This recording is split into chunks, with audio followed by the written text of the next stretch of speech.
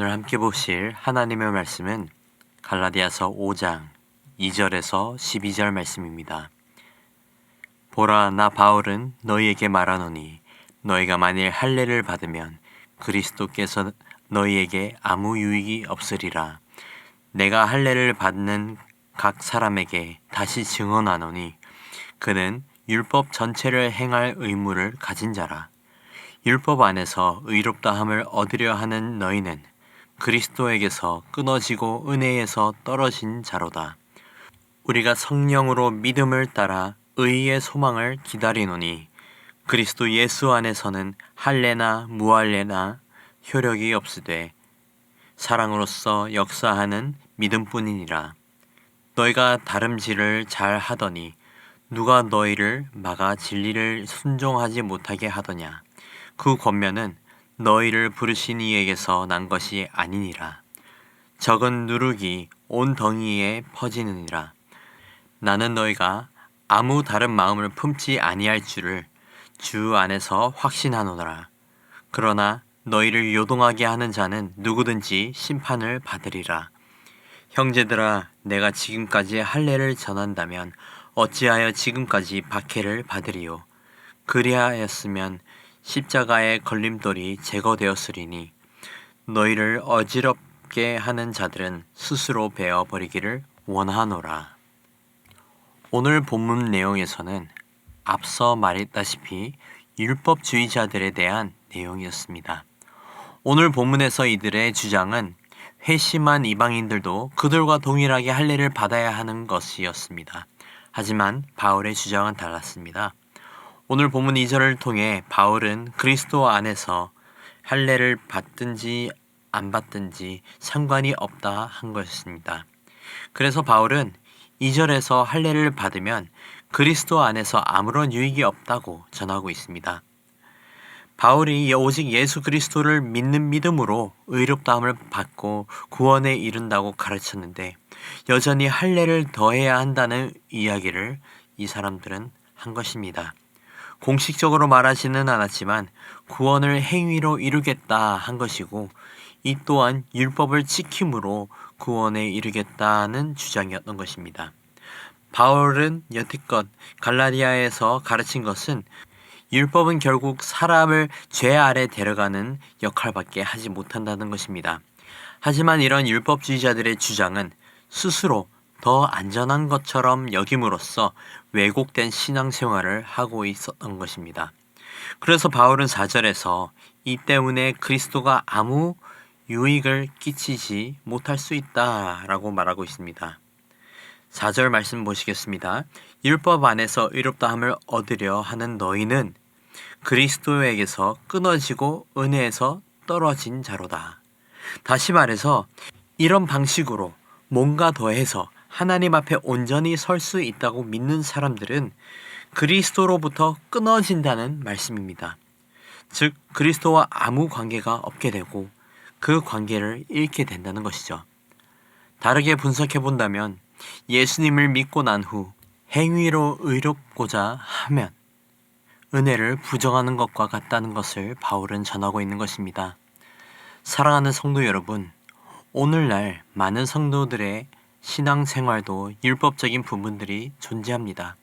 혹시 신앙생활 하시면서 나는 다르다, 내가 잘하고 있다 라는 생각을 해보신 적이 없으십니까? 다른 성도와 비교해 보신 적은 없으십니까? 이러한 생각들은 결코 은혜를 입은 성도의 모습이 아닙니다. 우리 안에 은혜가 자리를 잡게 된다면 모두가 은혜를 입은 형제이고 사랑하는 가족이 되는 것입니다. 누가 잘했다, 누가 못했다를 판단하는 것은 아무런 의미가 없다는 것입니다. 그래서 이와 같은 잘못된 신앙을 바른 신앙으로 살기 위해 바울은 5절 말씀에서 성령으로 믿음을 따라 의의 소망을 기다리노니 라고 전하고 있습니다. 바른 신앙의 첫 단계는 성령으로 사는 것입니다. 다시 말해서 우리의 내면에 은혜의 증거가 되는 성령님의 감동과 인도와 도우심을 전적으로 의지하며 살아야 한다는 것입니다. 진짜 성도는 이 말씀을 알고 따르는 자들입니다. 율법주의적인 외면적인 표시를 추구하는 것이 아니라 성령님의 내면적인 표시를 붙들고 살아가는 우리 모든 성도님들이 되기를 주님의 이름으로 축복합니다. 바울은 성령으로 믿음 따라 의의 소망을 기다리라는 이 말씀을 전하고 6절 말씀을 이어서 합니다. 6절 말씀입니다. 그리스도 예수 안에서는 할례나 무할례나 효력이 없으되 사랑으로서 역사하는 믿음뿐이니라. 사랑하는 성도 여러분, 믿음밖에 없습니다. 우리가 이 땅 가운데 바른 성도로 살아가기 위해서 가장 중요한 것은 믿음뿐입니다. 우리가 어떤 교회에 속해 있는지, 얼마나 종교 생활을 열심히 하고 있는지 그런 것이 중요한 것이 아니라 성령님께서 주시는 산 믿음이 있는지가 가장 중요하다는 것을 바울이 전하고 있는 것입니다. 그리고 우리에게 믿음이 있는 증거는 바로 사랑으로 역사한다는 사실입니다. 우리가 정말로 하나님을 믿고 바른 신앙 안에 있다면 사람을 사랑으로 대하게 됩니다. 이 사랑은 자기를 부정하고 자기를 희생하고 자기를 꺾는 사랑을 의미합니다. 그리스도께서 보이시고 가르치신 사랑으로서 역사하는 믿음을 바라십시오. 사랑하는 성도 여러분, 바울은 지금 바른 신앙관에 대해서 가르치고 있는 것입니다. 하나님께서 그리스도에게 십자가를 감당하게 하신 이유는 우리가 이제는 율법 아래에 있지 않고 은혜를 입었으므로 오직 믿음으로 살아야 한다는 것을 가르치고 있는 것입니다. 그리고 그 믿음은 사랑으로서 역사한다는 것을 말하고 있는 것입니다. 7절에서 12절에서는 이 모든 것을 다름질 비유로 전하고 있습니다.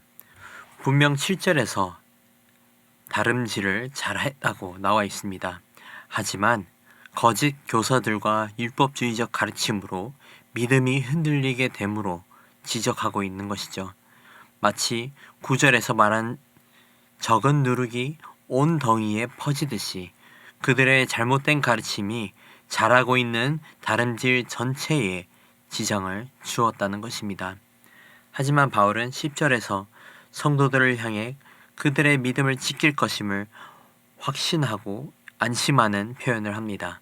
그리고 더 나아가서 성도들을 요동하게 한 자에게는 심판이 있을 것이라고 전하고 있습니다. 10절 말씀입니다. 나는 너희가 아무 다른 마음을 품지 아니할 줄을 주 안에서 확신하노라. 그러나 너희를 요동하게 하는 자는 누구든지 심판을 받으리라. 그렇게 바울은 거짓된 가르침을 전한 사람들을 향해서 그들이 차라리 가서 스스로 베어버리기를 원한다고 원통하는 듯 말을 전하고 있습니다.